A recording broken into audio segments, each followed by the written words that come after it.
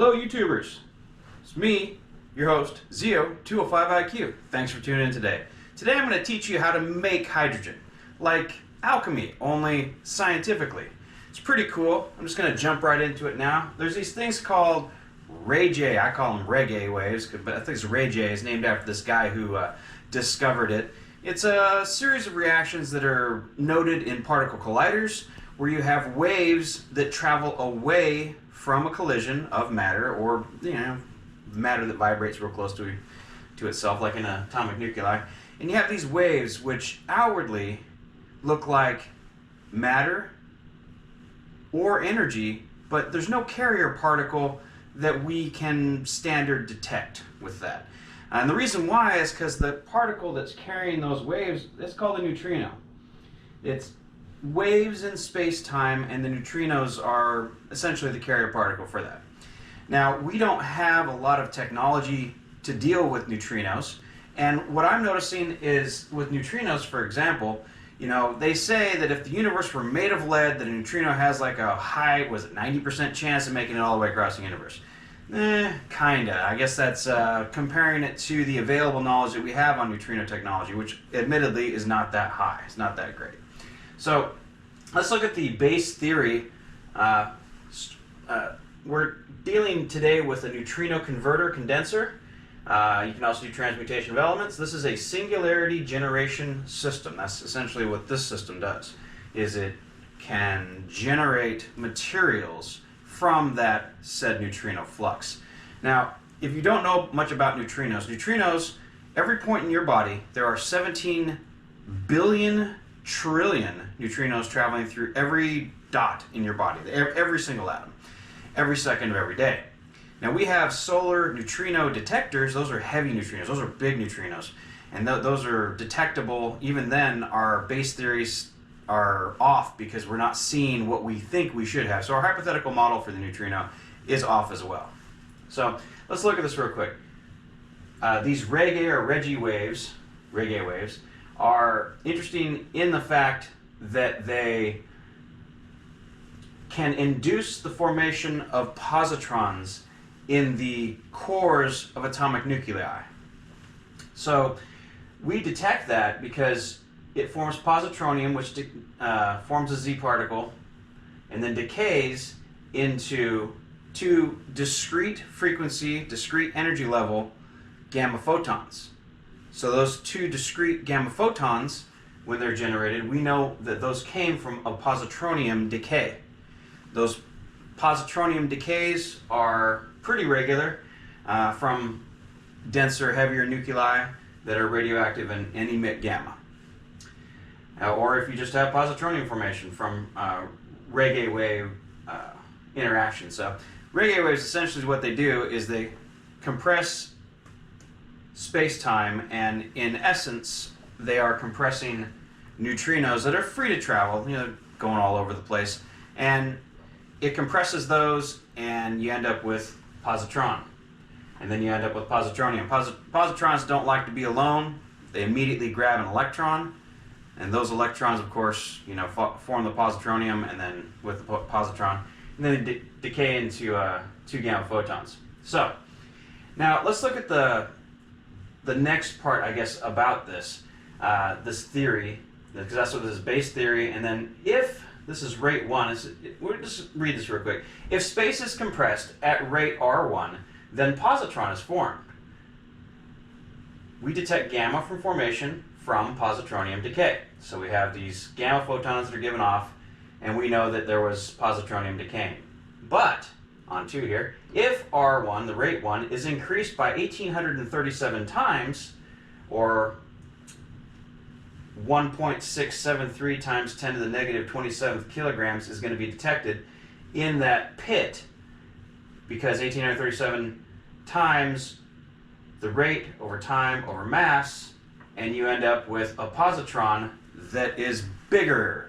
And that larger positron is called a proton. Now, protons are weird. When they form up into the same materials, essentially, as what positrons are, they get bigger and bigger and bigger, and then they lock into the carrier frequency of the background radiation of neutrinos. That background radiation of neutrinos is the carrier frequency for matter and existence and space and time as we know it. Now, because of that, we have to look at, well, what is actually going on with neutrinos and why do they induce reality as we know it? Protons, which have formed from converter or condenser systems throughout the universe, lock into the carrier frequency because they're a frequency multiple of the neutrinos. So you have protons, and now when they form up to a certain mass and a certain diameter, certain frequency, because all your particles, as they get bigger, they resonate, and when it gets to a certain resonance and diameter, it locks in to that frequency. And when it locks into that frequency, it is now stable. It won't decay.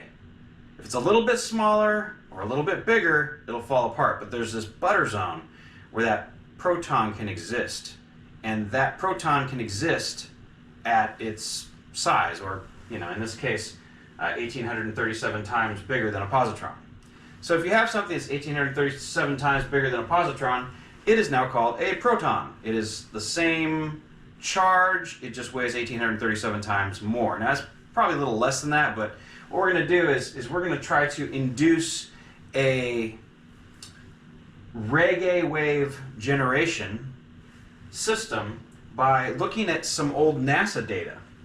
NASA back in 1994 released some white papers detailing some spun ceramic discs. These discs were copper yttrium ceramic discs that they cooled down, or I should say there was a researcher from Poland or Czechoslovakia, I think it was Poland, and he spun that disc up to 20,000 RPM after cooling it down with liquid nitrogen. And they found that the carrier particle for the hypothetical graviton was spun out. Now, we talk about gravitons and gravity and things like that and what the carrier particle is, but it's never really been identified. Once again, let's go back to neutrinos.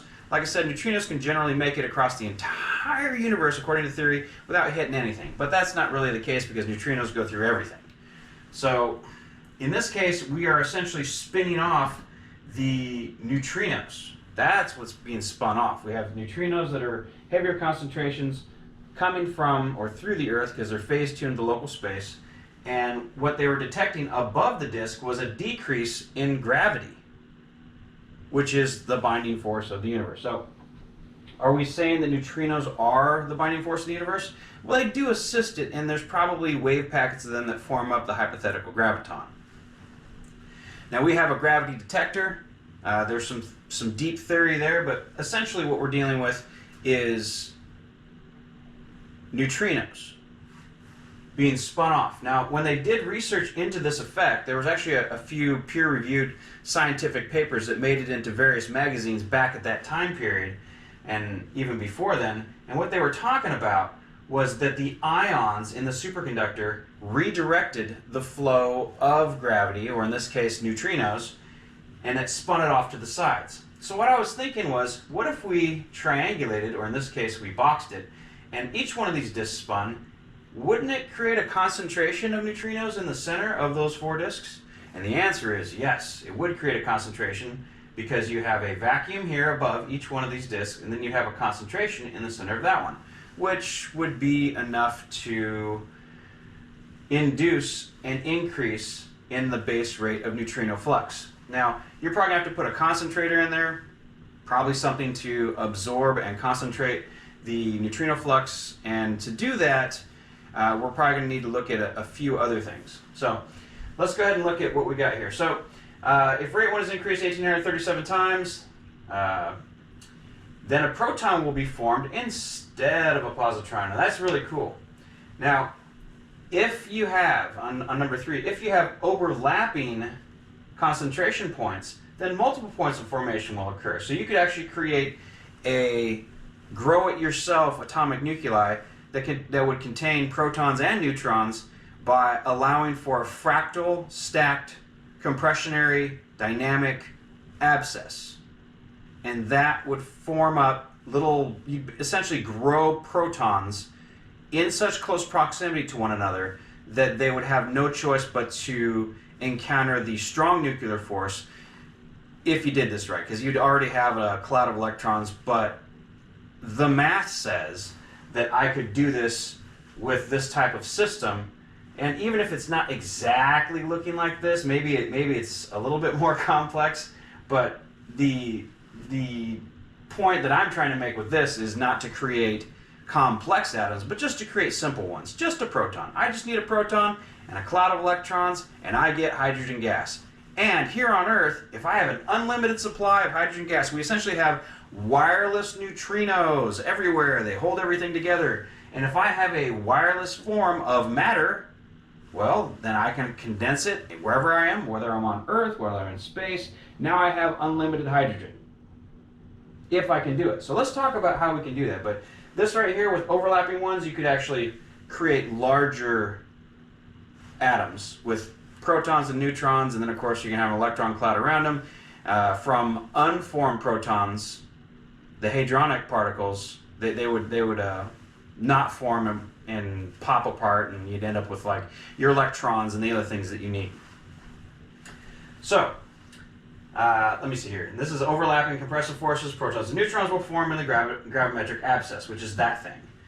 If you combine this with K0 waveform generators, K0 waveform generators are very interesting because they project time waves out. So you can now project this reaction through time, which would give it time to get bigger, essentially, you know, if you wanted to form more complex atoms.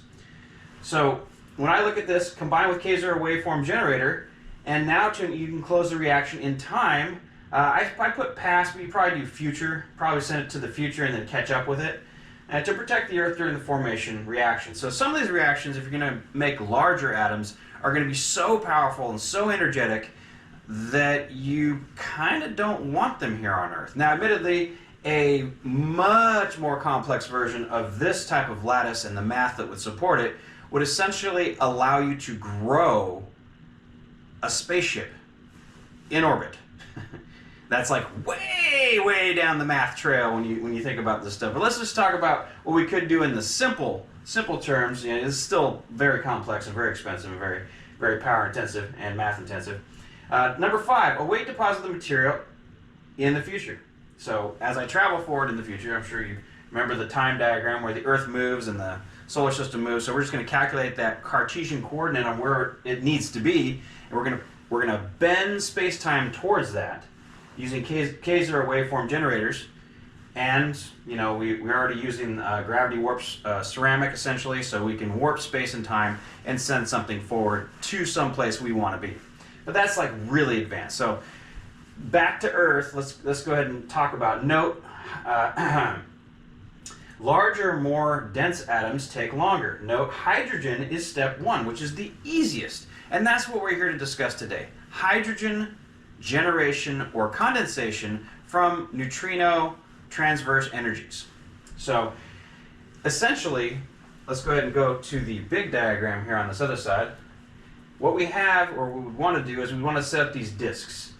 And, you know, unlike the original disk, we probably want to put a point so we get a concentration of the highest point coming out of there. Originally I was thinking like a hyperbola around the edge, and we'd want to use like at least 4 of those. You could probably do it with 3, but I drew it with just 4 here, and that's, even though they're not drawn perfectly, it's the general idea. Now you're also going to want to have something that takes those gravity-based particle emissions, something dense. Something really dense, and in a lot of cases you're probably going to want high vibrational and strength characteristics. So there's a few materials that we could probably use in the center there.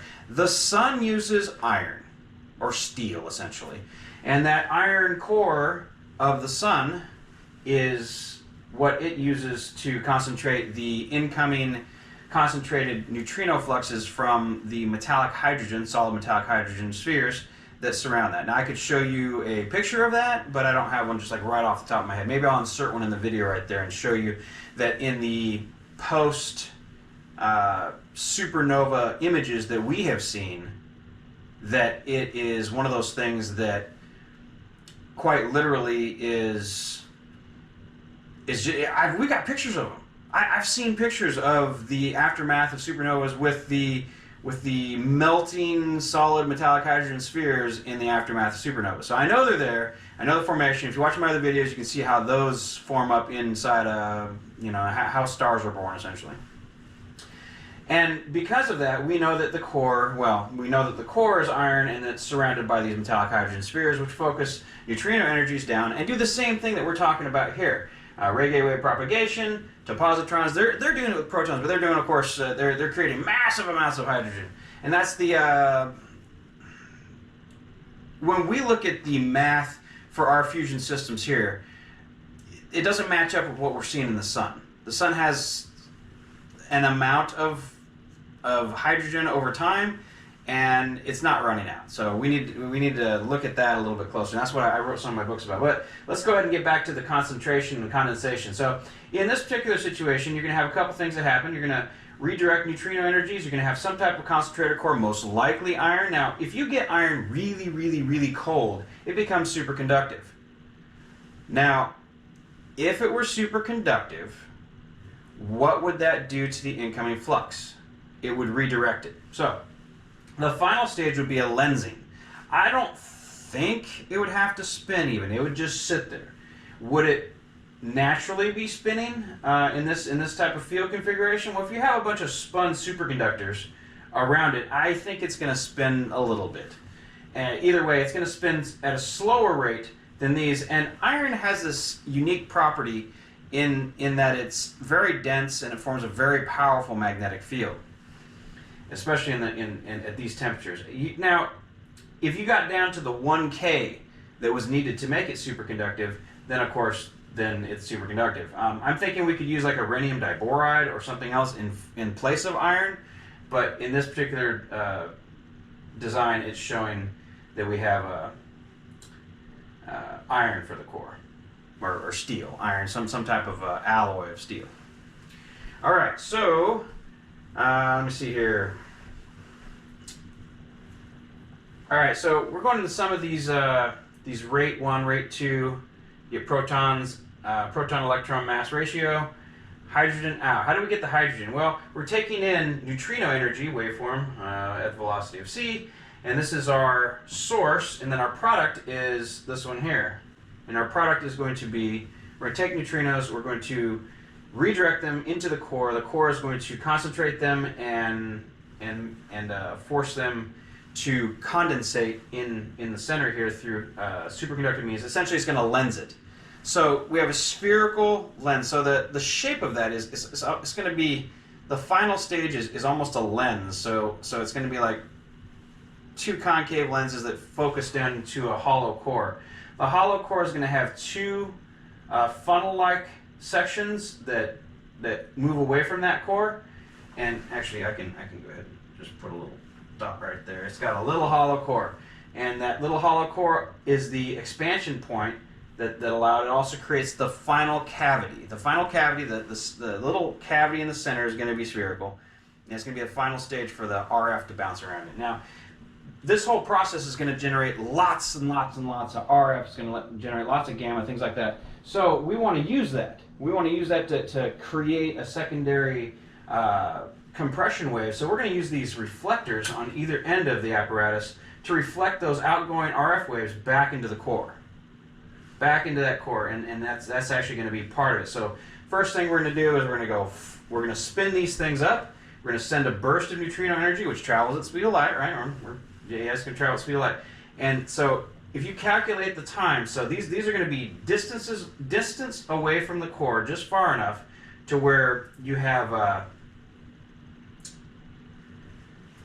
you can calculate that time differential. So the time it takes just a particle to move through here, get redirected, go into the core, and then you're going to have a secondary bounce. You're going to basically pulse the thing. Boom, boom, boom, boom, boom, boom, boom. Zzz, zzz, zzz. These are going to spin, and every time they spin, this core is going to emit an RF burst.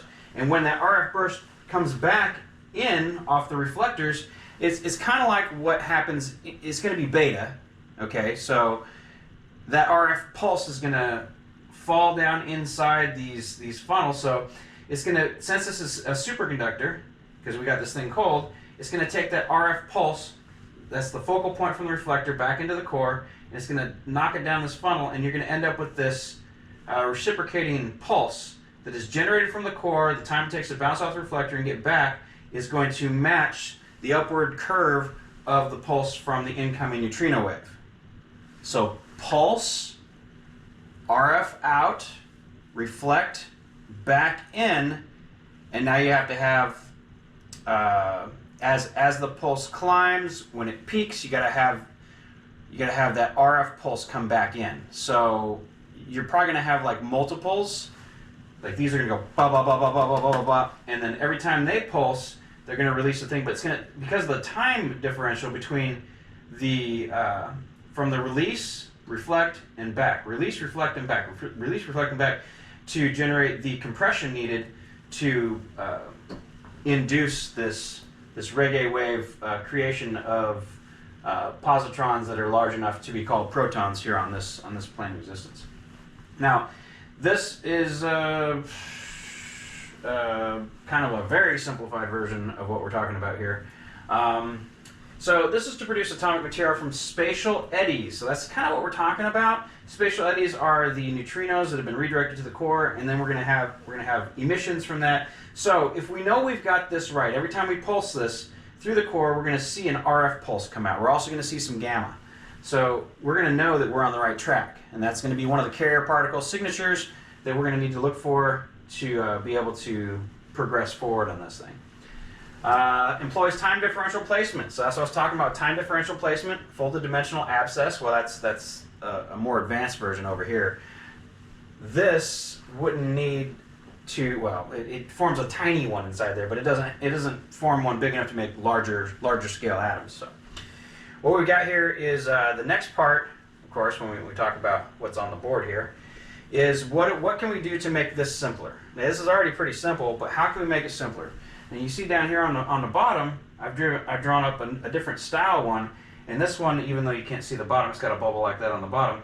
We're going to use a phased, well, it's phased magnetic, phased phononic, but it's a phased core, and you're going to have this little sphere in here, and this one is going to use, you can see the reflector. So this is kind of like a version of this, but drawn out. So you have a reflector with little holes in it that allows the gas in here, so you can have a gas accumulator.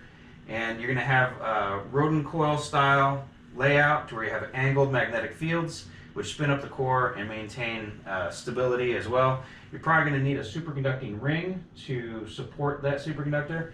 And there's one other thing too that I was looking at. How do we get that sphere cold enough to be superconductive? Perhaps we can use a Venturi effect. So force the sphere to spin its heat off. So you don't need to add like external cooling. You just take that little tiny sphere, and this thing does not have to be that big. A little tiny little BB, and it's got the two funnels in it, and you end up with dual Venturi cooling on that sphere as you spin it up. Now I know that your magnetic field is probably going to heat it up, but it's already spinning to throw its heat off. But now you're going to add a Venturi effect, and it's going to carry a lot more heat off. So I think that we could create a self-cooling core with a Rodin coil, and that effect there is seen. So, all right. Well, I forgot to talk about the pinch. This is the core pinch with every layer, with every disc. So let's say instead of having 4 or 3, you had like 8. Every single one of these things that you add adds another layer, onion layer, to the core pinch, and that's going to be very important.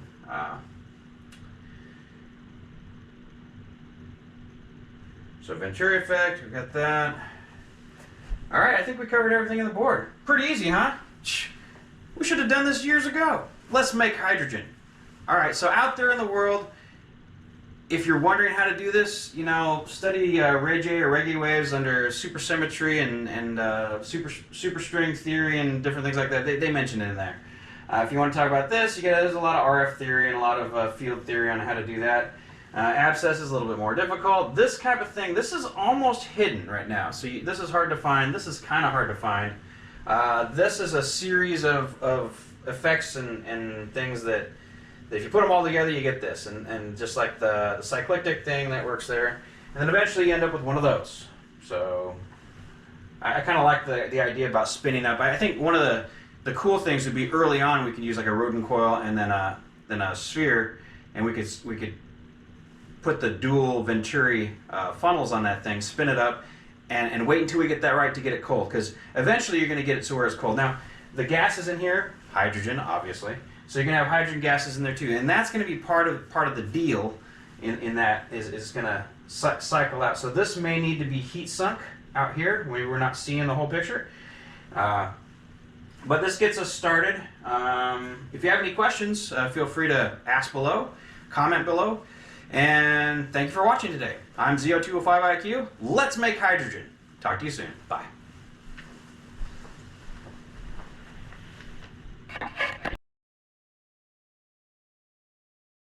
So like I said, we're going to have to cool that down to about 1K to make the iron core superconductive. Now, why do we want to do that? Because that allows for the interaction of the iron atoms with the wavelength of the neutrinos that are being focused through the array. Now, we may want to use iron. If we're going to cool that one down, we might as well cool these down and use iron for the entire array. But I think that we're going to have to use something else. I mean, honestly, the only time we've seen this effect is with these copper yttrium ceramic discs. But I think we could probably do it with iron here too. Now, iron doesn't like to be spun very fast, I guess, when you think about it. It has like a max Q spin. I don't think it can do quite like what titanium can. But of course, I have never seen how fast a 1K thing. We might want to use rhenium. Rhenium is, I think, 3K, and it still has a lot of iron. So we might want to go with like rhenium. And then we can we know that we can get superconductivity at 3K, because 1K is kind of hard to come up with. 3K, way easier. So let's go ahead and just think about this whole array being made out of something called rhenium. So we're going to go ahead and write that in here. Rhenium. And we're going to put this number 3K. So rhenium at 3K equals superconductive.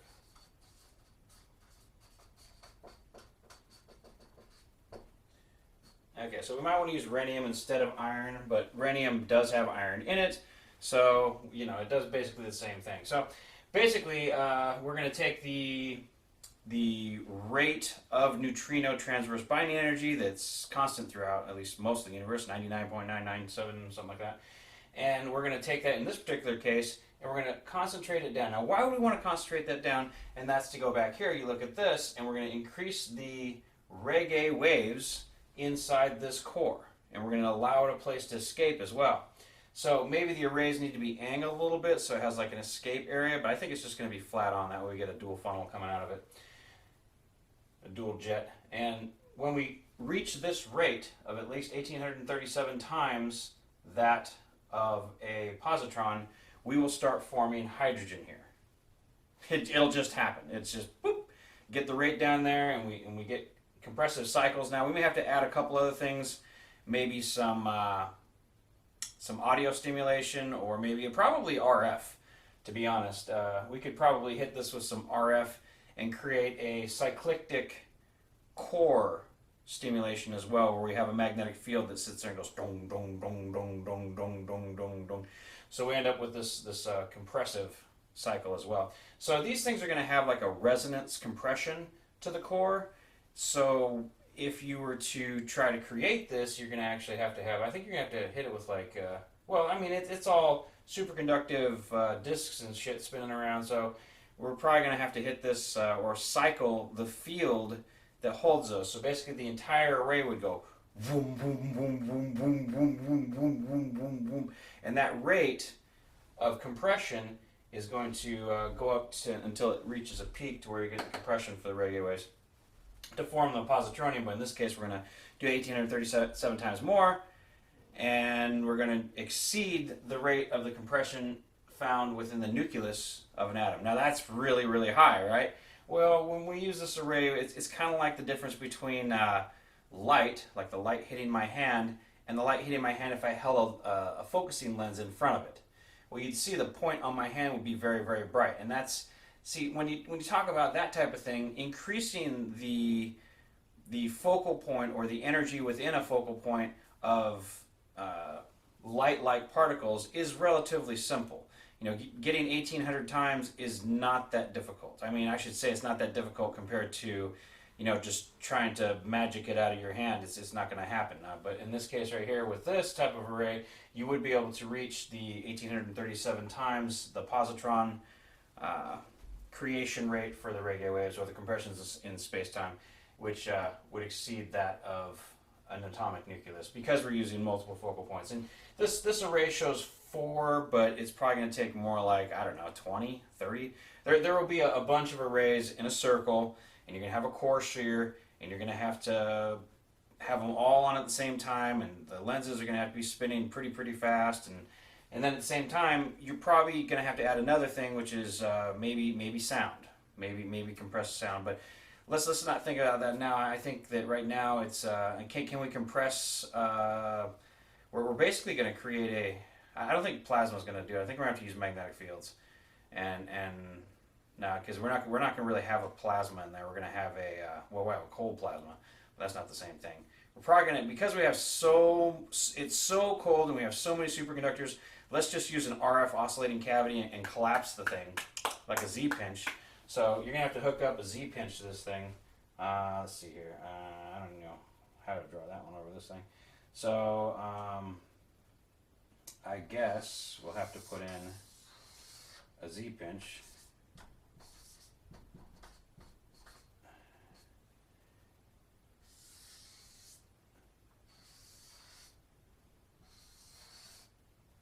And that's your Z-pinch for your magnetic field as well. So we're going to have a Z-pinch in there. And that's, maybe this 4-way is a good idea, because we're going to have to put these big, giant coils, and these are going to be big Z-pinch coils.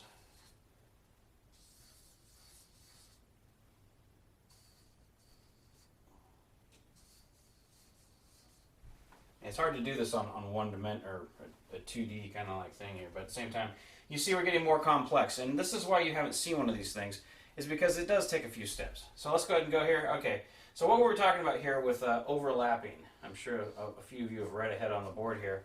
If overlapping fields, if overlapping compressive forces, then multiple points of formation will occur. Now that would occur in the case of an abscess, which is the next step, but in this, well, it happened here too. So basically, you're going to have a focal point, but your alignment of the focal point is going to have either, it's going to be like kind of onion shaped. I guess I can draw that real quick. So let's go ahead and take this core, and we're going to go ahead and draw the core.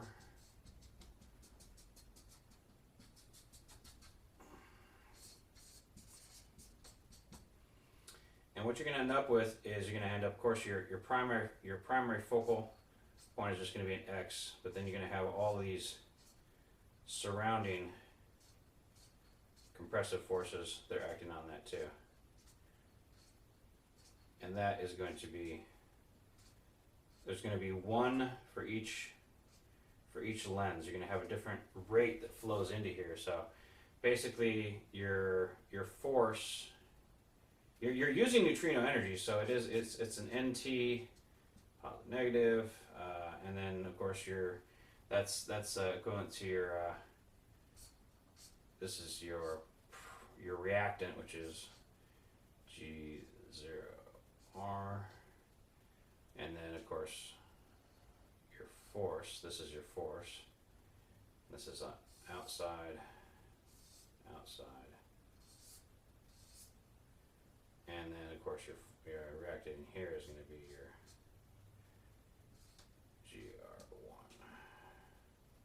GR1. Okay, so right here you're going to have this overlapping core pinch. So this one's a pinch.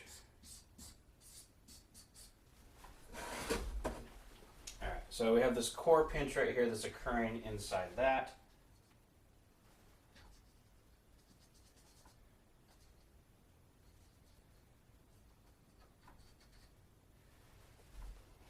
So we have this core pinch that's going on inside there, and it's overlapping neutrino fields, and you have a product, and you have a product, and you have a reactant and a product.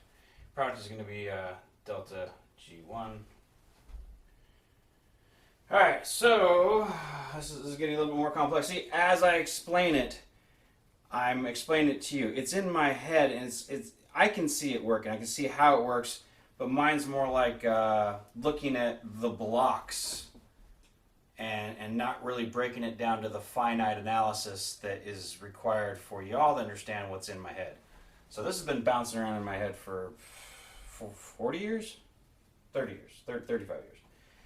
Anyways, so if you overlap this though, this is what I was talking about here. If you overlap this field, you end up with multiple formation points. Now in our reactor, we only have one.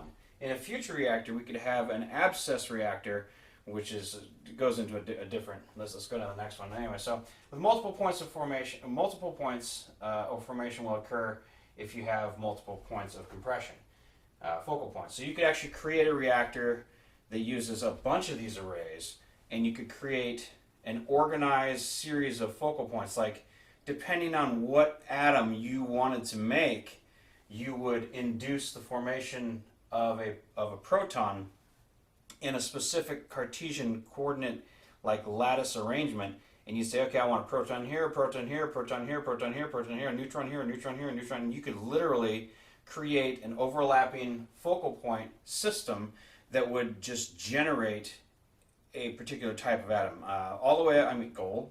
You can make gold with this. It just takes longer.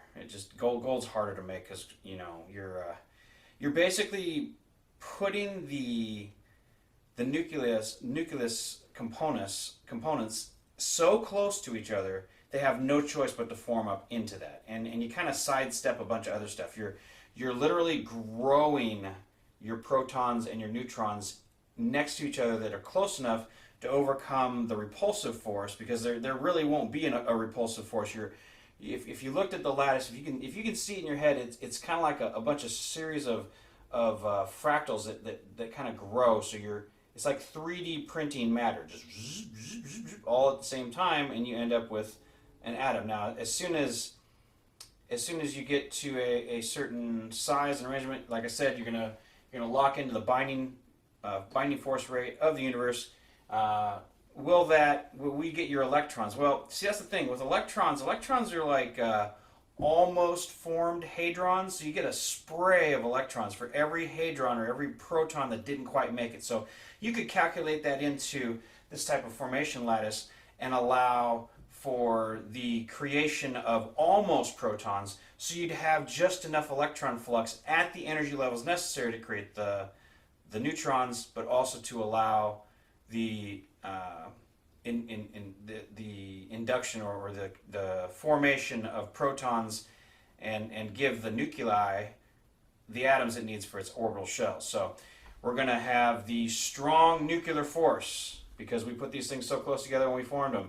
And then as soon as it forms its nuclei, what is it going to do? Well, it's going to look for electrons. So if we have electron flux and electron cloud available from a surrounding lattice of almost formed protons, so you end up with a lot of electrons and stuff like that. And you're gonna have there's gonna be a lot of radiation, of course. Tons of waste from this thing. So you're gonna have a lot of gamma. You're gonna have a lot of beta. You're gonna have alpha too. But you're gonna have all these things that are trying to form. So it's basically made in shells. And in the middle, is where you actually get your compressive radio waves that are going to form more positronium anyways. So you're going to have a lot of gamma. I'd say one of the biggest things it's going to make is just a ton of gamma. So you're not going to want to be near this. Okay, so the reason why you would want to do number 4 is you're going to combine this technology with K0 waveform generator technology to enclose the reaction in time, past or future, to protect the Earth during formation reactions. So these reactions are so powerful and release so much gamma, it would literally kill everybody that was around these reactors. You can't be in the room with one of these reactors. It's just so much gamma. It'll produce so much, and it's hard gamma too, really hard gamma, and it'll just scream out of this reactor. So. Alright, so you want to put it in the past, so then you will await the deposit of the material in the future. So, like here, if we remember the K0, if anybody watched the K0 time system formation, you can also know that Earth and where it's going to be in the future, you can literally just catch up with that reaction. Now, on a smaller scale, you can probably just have it form. You don't have to like projected into the future or the past or anything. When you start talking about making things like gold and big things, you're going to have just so much radiation coming out of there. Could you shield it? Yeah, sure, but maybe not. I'm just going to say that the big stuff, if you wanted to make like, I want 18-ton gold sphere. Okay, well that's going to take a while, and that's the other thing too, is it's you're going to want to, since you want that now, and it takes time because your rate of neutrino saturation is a constant in the universe. Therefore, you have to wait for that wind of neutrinos to pass through your reactor. It concentrates and condenses those neutrinos down into protons and neutrons, and then forms the atoms. And so it's going to take a whole bunch. It's like rain. Okay, well, how much rain does it take to fill up a reservoir? Same kind of thing. You're taking the neutrino rain and you're condensing it and you're containing it, and that rain is going to form up, or the neutrino rain is going to form up, and it's going to take a while. So you might need to create a reaction that is projected backwards in time so that that point in time can begin collecting, and as it comes forward in time, it is going to have that gathered product. And then if you have the field so it essentially collapses or turns off here back on Earth, so you're going to project it away into the future. Yeah, you're going to project it into the future, allow it to collect stuff. So is it see, you can't hold on, you got to take it. Yeah, you got to you may have to project it into the past. No, you have to project it in the future. You project the reaction into the future, and then you catch up with it. And then it's waiting for you there. It's a real mass that is waiting for you there. Now, of course, you're going to have to be careful, especially if it's in the path of the Earth and you're creating, anything over a few kilograms worth of material. That could be bad. Now you basically have an awaiting sphere of whatever material that should reform or appear essentially in your laboratory. But if it doesn't, and your field turns off prematurely, you're going to have a big ball of something really, really heavy out there right in the path of Earth. So you want to be careful when you're doing these larger pieces, so you don't bomb Earth with great big metal things or whatever. But like I said, that's the future. That would take so much money and so much time and so much support and so many people to start creating these time abscesses to be able to create these matter pearls. But you could do it. You're gonna have to be careful. Okay, await the deposit material in the future. Larger, more dense atoms take longer. Note: hydrogen is step one, and it's the easiest. And that's what we got right here. This is a reactor that will form hydrogen from neutrinos. So we have a wireless matter that's everywhere, that rains down from the heavens, and we're going to convert and condense and concentrate that material into protons, give them some electrons, and then we're going to get hydrogen out. So basically, this device will generate hydrogen in usable amounts anywhere on the planet and anywhere in the universe. So you now have hydrogen. So what's the other thing we need? Does anybody know? Oxygen. So the two reactors that I would focus on being able to create, now see, with oxygen's bigger, so you're going to actually have to go into the multilattice compression dynamics and mathematics to make it so you can make a reactor for oxygen. So we can have water, basically endless water. This is kind of like the direction I was taking when I was trying to investigate the Star Trek-y kind of thing with matter replication, but this is a little bit more hardcore. This, of course, isn't as fancy as their machines. Okay, so await deposit material in the future. All atoms in these proposed abscesses will be the same. Well, they should be the same, but we're going to say that how about instead of all, we say most. Most atoms in the abscess will be the same. Now, inside the abscess, since you're dealing with a compression system that is projected via space-time curve back or into the future, actually, and at the point of that curve, you're basically taking your reaction and you're bending space-time to create this abscess where even though the compression happens here, our generators are here, we're projecting that through space-time and also adding the K0 waveform reaction waves too. And that's the other thing too. These K0, I didn't really go into that in the other video. Like I showed it on the board there, but I didn't say, hey, those K0 waves are made of, and I didn't say it. They're Ray waves. They're Ray waves, and these Ray waves are they basically say they're ripples in space-time that are detectable as both matter and energy, but are neither. So there you go. Ripples in space-time that represent both matter and energy, but there's not a detectable carrier particle other than the neutrinos. So you have curvatures or ripples, a waveform in space-time, but it's not like it's being carried by electrons or carried by protons or carried by a detectable hadronic particle. It's just ripples in space-time. And if you were to concentrate those high enough, you'd find out that those are neutrino waves. All right, and all right, where was I? Oh yeah, okay, go back to the abscess. Okay, this type of abscess would also have transmutation capabilities. So you'd be able to put in one material, like in this case I have silicon, you'd be able to put silicon in there and you could get phosphorus out. And that's a really close jump, 28 to 30.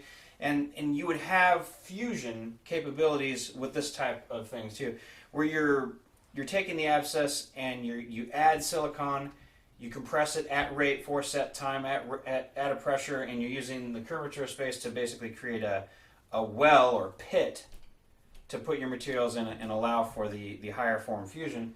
You add a couple of protons, or you have a static overlapping lattice. So that's just really complex. It's way more complex than this, and you're going to have you can have fusion. Now that's going to be transmutation, just a transmutation system to where you could throw silicon in and phosphorus drops out the bottom. That could be possible with something like this, where you just have a ring.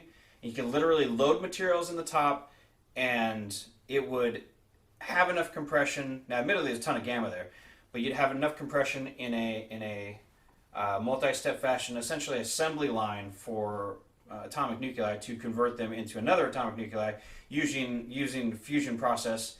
And this is a different kind of fusion, though. This isn't like to get energy, you're going to spend energy in this case. You're going to spend a lot of energy. So we're talking massive electrical infrastructure. You probably have to surround this facility with nuclear power plants, hydroelectric, solar, wind.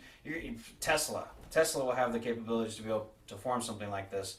But in the interim, you're going to have so much electrical power to be able to create one of these abscesses. It's mind-boggling how much power you need. But then again, when you look at this type of technology and where it could be leading us, there's also, we could also grow electrons and then use an electron shave machines. You could store power as a giant electron. That's another thing. I don't know if I covered that in one of my other videos.